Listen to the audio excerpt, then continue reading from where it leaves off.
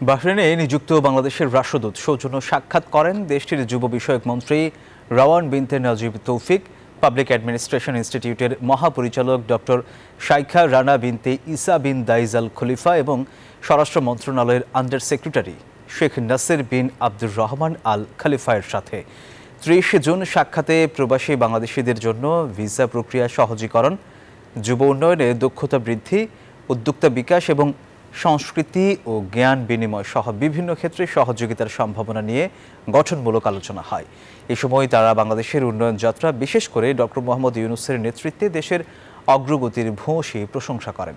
রাষ্ট্রদূতের কূটনৈতিক দায়িত্ব পালনে বাহরাইন সরকারের পক্ষ থেকে সর্বাত্মক সহযোগিতার আশ্বাস দেওয়া হয়। এই সাক্ষাৎ দ্বিপাক্ষিক সম্পর্ককে আরও শক্তিশালী করবে বলে আশাবাদ ব্যক্ত করে উভয় পক্ষ।